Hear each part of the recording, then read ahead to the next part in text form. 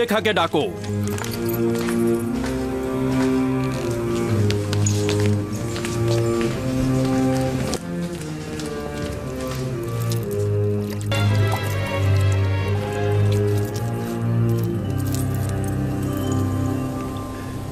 জনাবে আলী, এই অদ্বিতীয় মুক্তটাকে কোথা থেকে নিয়ে এলেন? কিনে এনেছি, তাও আবার অনেক বেশি মূল্য দিয়ে। যত মূল্য দিয়ে কেনেন না কেন, তারপরে কম হয়েছে।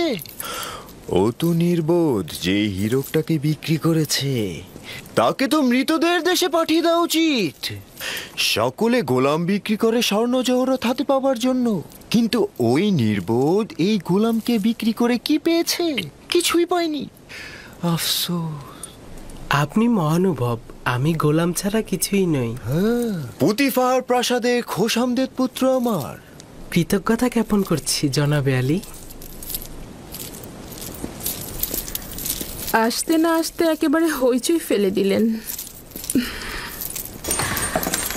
আমাকে জরুরি তলব করার কারণ জানতে পারি কি? এই হাদিয়া তোমার পছন্দ হয়েছে?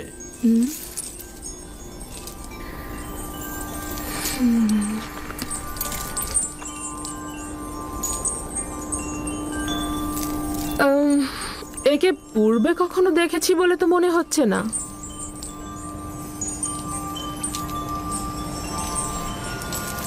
স্বপ্নে হয়তো বা কোথাও তাকে দেখেছিলাম। যাকগে সে কথা। আমার কিন্তু ওকে অপরিচিত লাগছে না।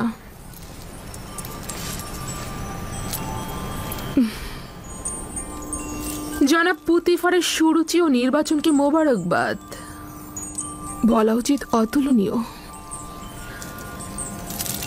তোমার নাম জানতে পারি? আমার নাম ইউসুফ। ও, ইউসুফ তো এক কথায় অরামি বা ইব্রানি নাম।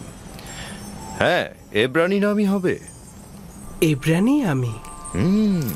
শাম অঞ্চলের কেনান এলাকা তার জনাবে মালিক।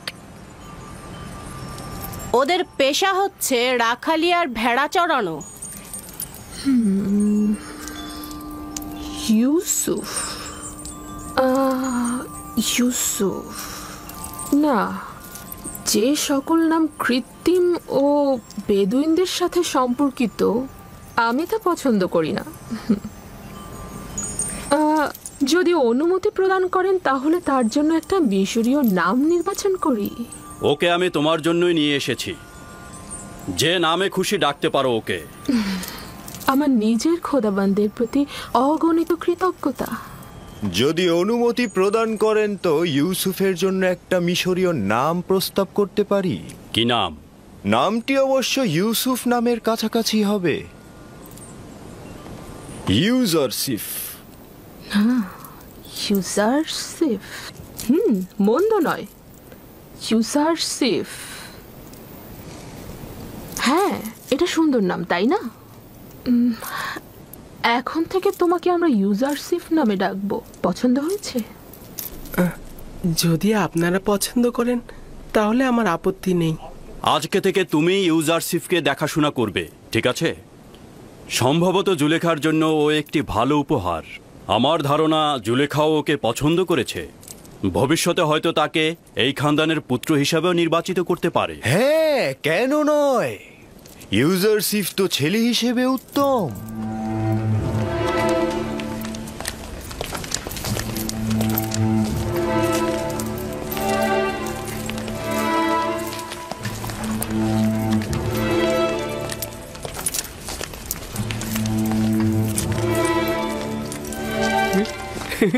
ও মা, কি সুন্দর ছেলে! এরকম সুন্দর ছেলে তো আমি জিন্দেগিতে দেখিনি। হ্যাঁ, আমিও দেখিনি। তবে তার চেহারা কিন্তু গোলামের মতো নয়।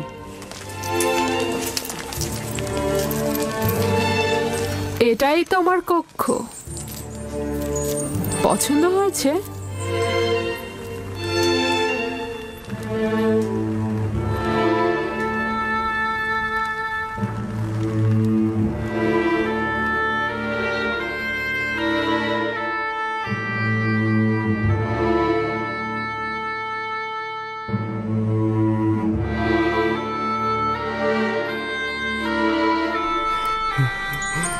শুক্রিয়া জ্ঞাপন করছি, আমার অনেক পছন্দ হয়েছে।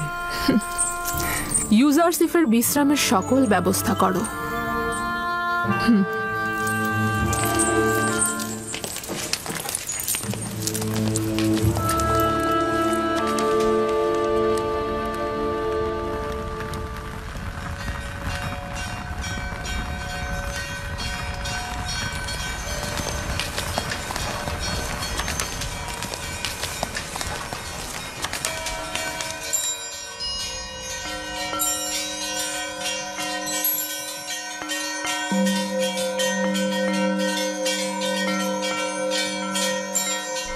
এই সবের জন্য তোমার প্রতি অনেক শুক্রিয়া হে পরওয়ারদিগার। তুমি আমাকে অনেক সুখ ও স্বাচ্ছন্দ্যের আনুকূল্য দান করেছো।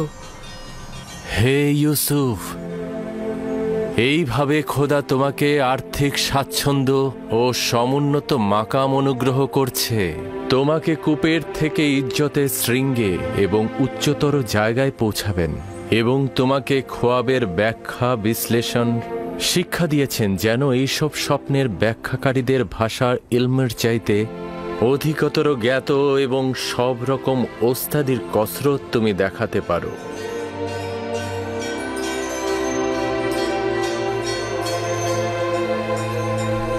শুক্রিয়া জ্ঞাপন করছি হে পরওয়ারদিগার, শুক্রিয়া জ্ঞাপন করছি আপনাকে।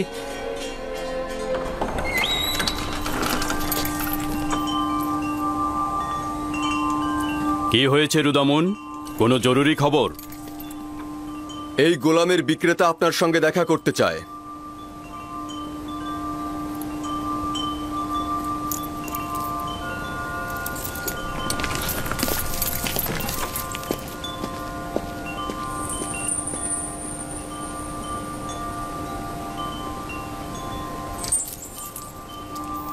তুমি কি আনন্দিত নও ইব্রানি?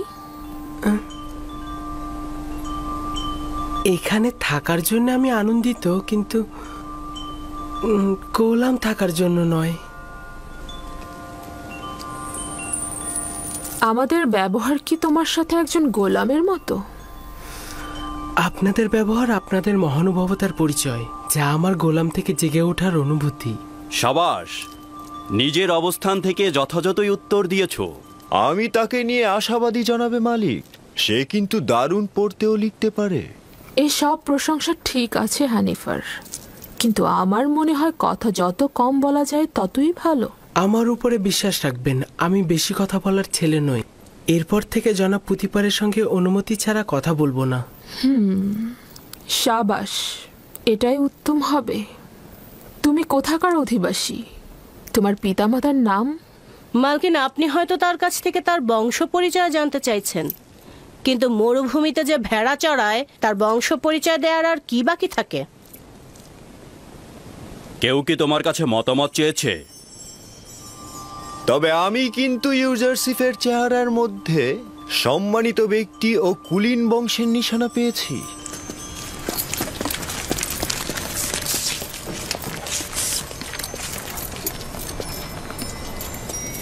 কি হয়েছে ব্যবসায়ী তোমার? এমন তো নয় যে অনুশোচনায় ভুগছো।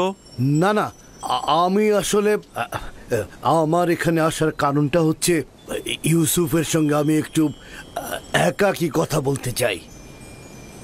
মানে ওর সঙ্গে একটু খোদা হাফেজি করতে চাই। বুঝতে পেরেছি। ইউজারসিফের সাথে সম্পর্ক থাকার কারণে স্মৃতিকাতর হয়েছ।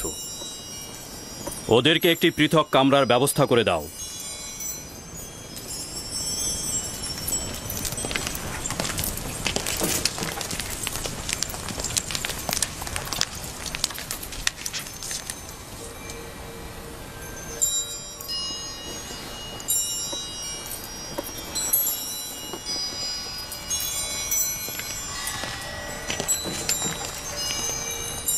দেখলে তো ওর সাথে সম্পর্ক ছিন্ন করা কতটা মুশকিল।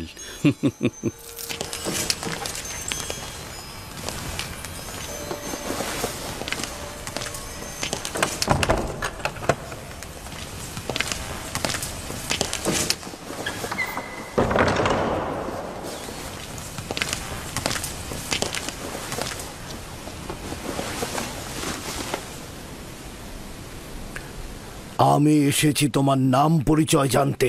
তুমি না বলা পর্যন্ত আমি ফিরবো না। বলেছি তো আমি সন্তান। না, এই কথা আমি অনেকবার শুনেছি। তোমার এক খোদার কসম দিচ্ছি, তোমার পরিচয় দিয়ে আমাকে শান্ত করো। তুমি অবশ্যই খোদাবন্দের কাছে প্রতিজ্ঞা করবে, এই কথা কাউকে বলবে না। আমি প্রতিজ্ঞা করছি, আমি ইব্রাহিমের খোদার কসম করছি। আমি ইউসুফ ইবনে ইয়াকুব ইবনে ইসহাক ইবনে ইব্রাহিম। হায় হায়, কি করলাম?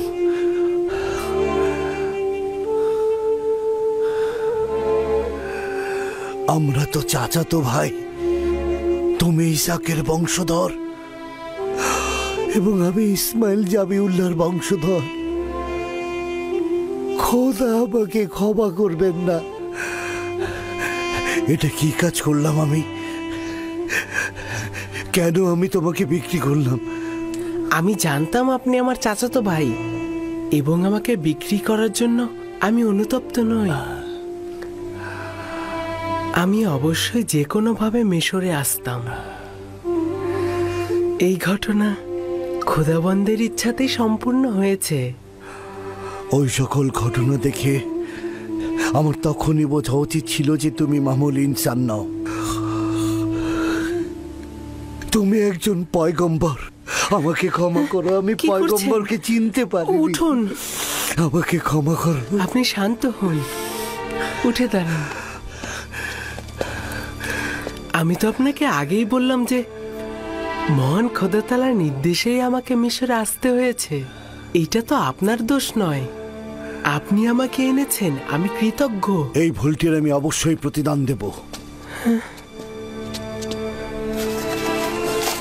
এই নাও, এটি তোমার গোলামের সনদ, যা তোমার মালিকেরা স্বাক্ষর করেছে। এটা লুকিয়ে রাখো, আর তুমি এখানেই থাকো।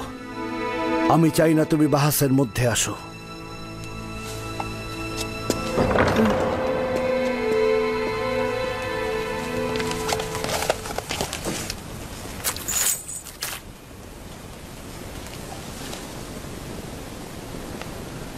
আমি মিশরের প্রিয় আলী জনাব পুতিফারের কাছে ক্ষমা প্রার্থনার আবেদন করছি। আমি অসহায় হয়ে তার কাছে একটা লেনদেনের তাগাদ করব। বান্দা ইউসুফকে আমি বিক্রি করব না।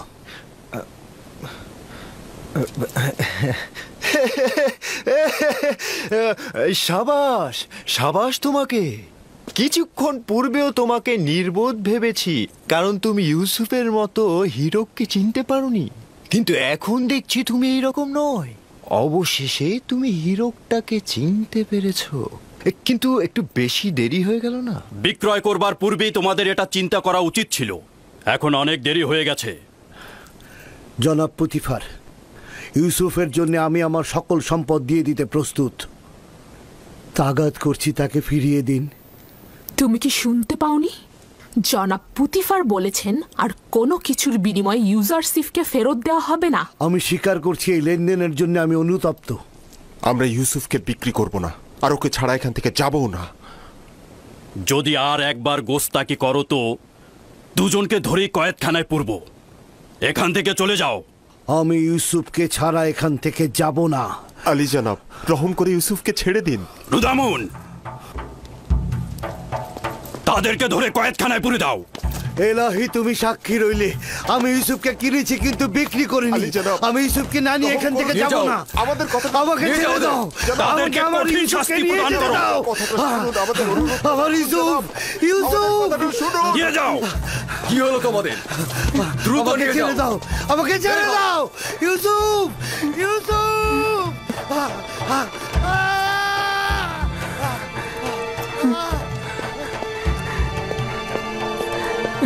আলী জনাব, তাদেরকে ছেড়ে দিন, তারা আমার কারণে বিপদে পড়েছে।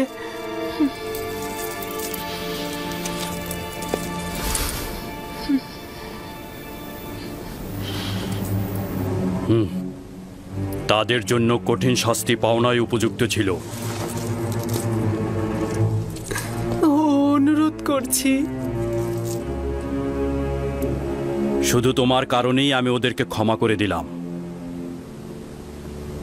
তাদের আজাদ করে দিতে বলো, বন্দি করবার দরকার নেই।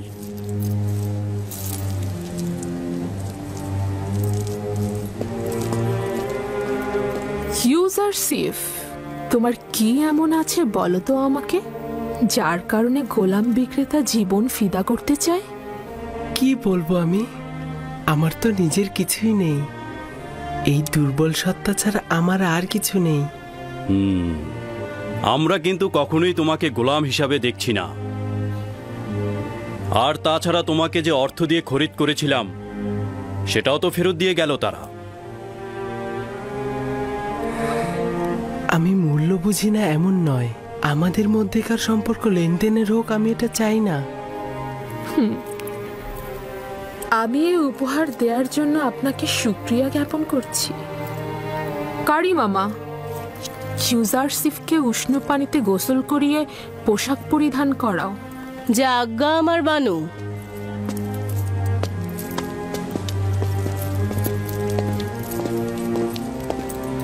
বুঝতে কি পারছো, তোমার এই দাসী কিন্তু ইউজারশিপকে একদমই মেনে নিতে পারছে না।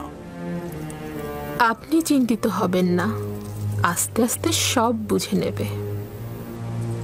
সে যত তাড়াতাড়ি বুঝতে পারবে ততই তার জন্য মঙ্গল হবে।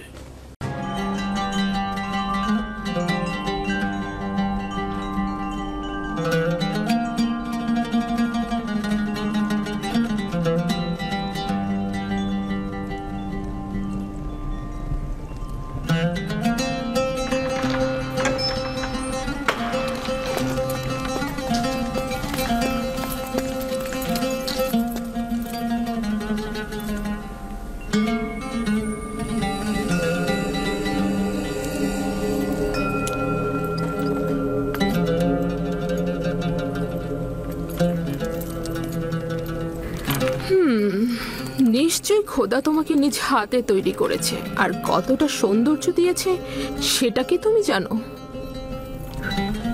রাজমহলের তত্ত্বাবধায়ক হানিফারকে ডেকে আনা হোক।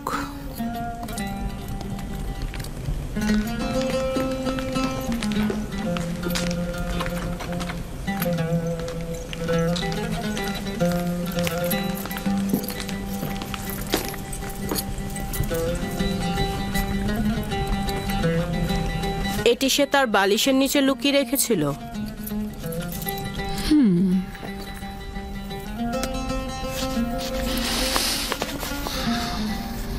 আমার বানু, এটা ইউজারশিপকে কেনার সনদ।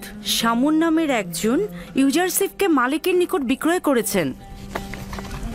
এটা তো রাজমহলে থাকা উচিত, তোমার কাছে নয়।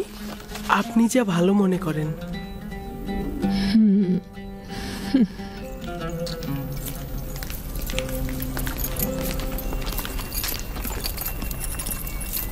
বলুন আমার বানু। ইউজারশিপকে তোমার কাছে অর্পণ করলাম। আমি চাই তাকে যথার্থ প্রশিক্ষণ দেয়া হোক। রাজমহলের চালচলন এবং আচার ব্যবহার তাকে শিক্ষা দেয়া হোক। এ ব্যাপারে আপনার ওপর আমার যথেষ্ট বিশ্বাস রয়েছে। আপনি ইউজারশিপকে সঠিক শিক্ষা প্রদান করতে পারবেন।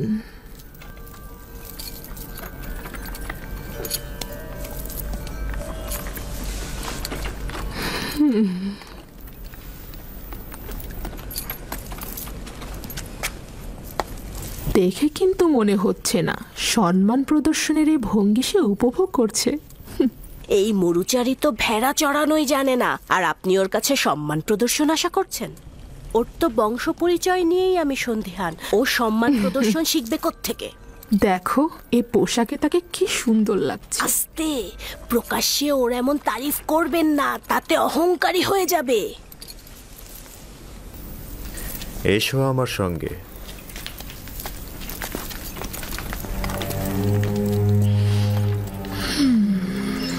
এতক্ষণ যে কামরাটিতে ছিলে সেটাতে বানু জুলেখা ও পুতিফারের একান্ত লোকজনই আসতে পারে। যখন তখন যে কেউ এই কামরায় ঢুকতে পারে না। এই কামরায় প্রবেশ করতে হলে তাকে অবশ্যই 7টি দরজা অতিক্রম করতে হবে। এই 7টি দরজা শক্তভাবে তালাবদ্ধ থাকে, আর তালাবদ্ধ অবস্থায় যে কেউ চাইলেই সেখানে প্রবেশ বা বাহির হতে পারে না। আর এই দরজাগুলোর চাবি শুধুমাত্র বানু জুলেখার কাছেই সংরক্ষিত থাকে। এই জায়গাটি হচ্ছে আমাদের রাজমহলের সবচেয়ে দৃষ্টিনন্দিত স্থান, আর এইখান থেকেই আমাদের প্রিয় মিশরের নীলনদ পর্যবেক্ষণ করা যায়। আর ওই পশ্চিমে মৃত ব্যক্তিদের দুনিয়াও দেখা যায় এখান থেকে। এসো আমার সাথে।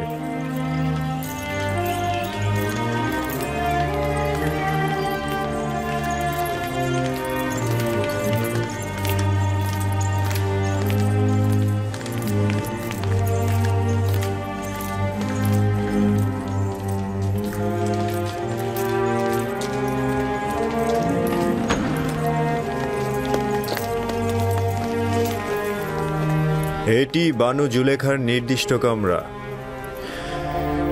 তিনি অত্যন্ত দাম্ভিক ও অভিজাত পরিবারের সন্তান।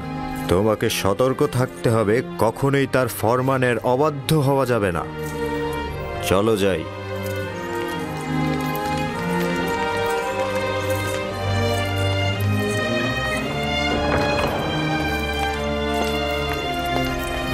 এটা জনাব পুতিফারের খাস বিশ্রামাগার ও কিতাবখানা। জনাব পুতিফার হলেন মিশরের দ্বিতীয় শ্রেষ্ঠ ব্যক্তি। তোমাকে শিখতে হবে কিভাবে রাজ্যের সম্মানিত ব্যক্তিদেরকে কুর্নিশ করে সম্মান দিতে হয়। ও হচ্ছে সুপার, কিতাবখানা রক্ষক এবং জনাব পুতিফারের বইগুলোর বিশেষ পাঠক। চলো যাই।